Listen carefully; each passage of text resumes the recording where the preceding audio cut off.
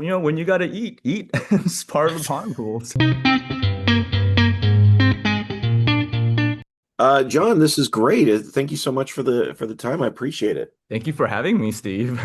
I'm speaking with Cody Kim, the story supervisor for Pixar's Hoppers, which is honestly and truly, and I'm sure you heard this a lot, I think the funniest Pixar movie in many, many years. Thank Um, you. Yeah, a lot of comedy, a lot of just I feel like there's a lot of twists and turns in this movie that it's very unpredictable, but also surprisingly a lot of heart as well. yeah, absolutely, absolutely. I was wondering in your mind, like, as you're building a story like this, which is like chaotic in the best of ways, um, but still loves nature. And I was wondering, as you're building these characters, like, were there rules you had to follow as you're creating the natural world? Any rules? So one big rules that we wanted to follow is making sure they're still like they feel true to nature. That there's a lot of still these like animal qualities to these characters, and slightly like a weird, strange animal logics. That way, when Mabel goes into this world, it doesn't feel like they're just animals, humans in animal suits. Like it really does feel like a different world that Mabel has stumbled upon. And that was like a big thing that Daniel wanted to keep us in the story team thinking. So it would be like come up with these like weird ideas, how they would behave. The big thing that we have is like, oh, this animal, she caught me, and I was expected to be eaten because it's part of the pond rules. And that's how the pond rules formed. And this is like an animal kind of rule that they all follow. And a lot of humor came from that. And I think that was one of the reasons why we were also allowed to get away with a lot of deaths in our movie. Surprisingly, a lot of deaths, but they're kind of spun around with this like humor that we have in our movie. Uh, yeah, it's absolutely true. There is a lot of death in this film without being dark, which I don't think. I mean, the trailer alone has this worm popping out of the ground and then being instantly eaten. And it's like Um, that's all right. That's when you gotta eat. It's part of the pond rules. that's I respect them for having such detail in their pond rules there. That's just like everyone's sort of fine. Um, but actually, in light of that, one of the things I love about this story, and I mean, Disney is no stranger to films about nature and the natural world by any stretch. But there's a bit of a balance here because a lot of times, not just with Disney, with any story, we almost demonize the human race for their aggressive building and but there's sort of a balance here. And I was wondering, why was that interesting to you to explore between the balance of these two sides?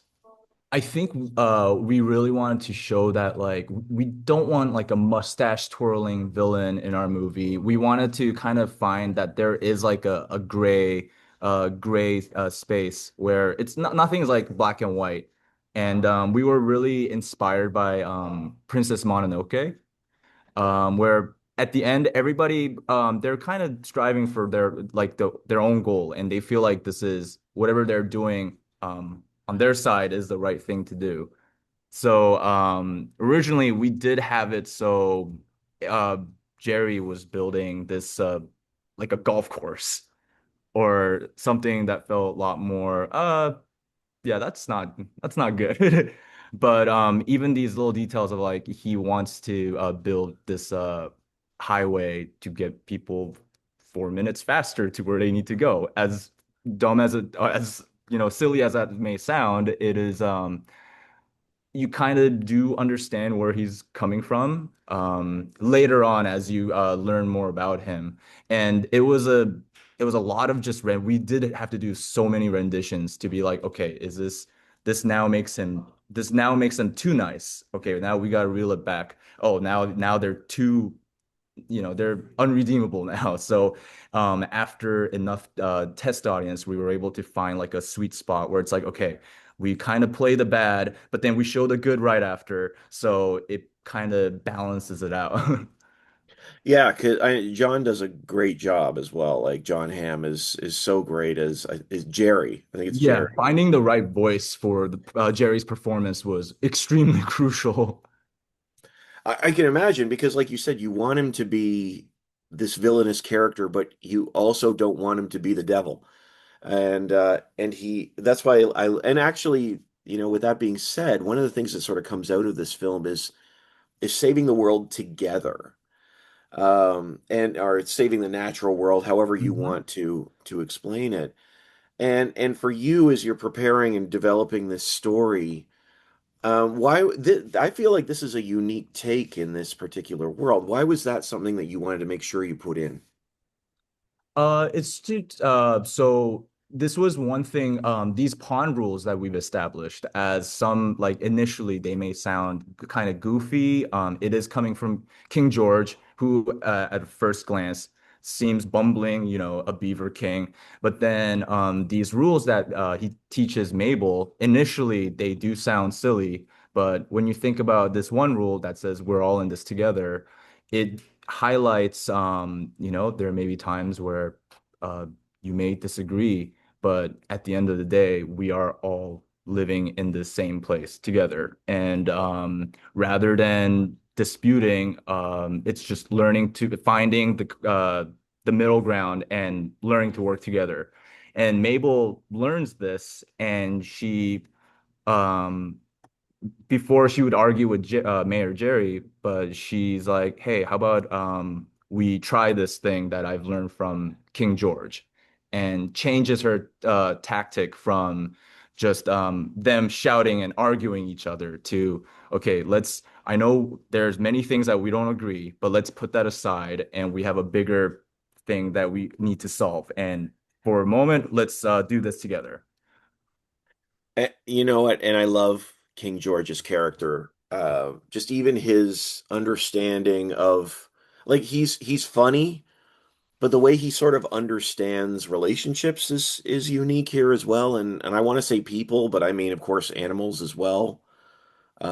Which I think is even just sort of acknowledging that, yeah, people make mistakes, but we got to keep going. And I think that's really interesting. Um, Thank you. uh, John, I know we're out of time, but I just wanted to let you know that I really appreciate the chance to chat with you. And Hoppers genuinely is just stellar. Thank you so much for the chance to chat about it. I really appreciate it.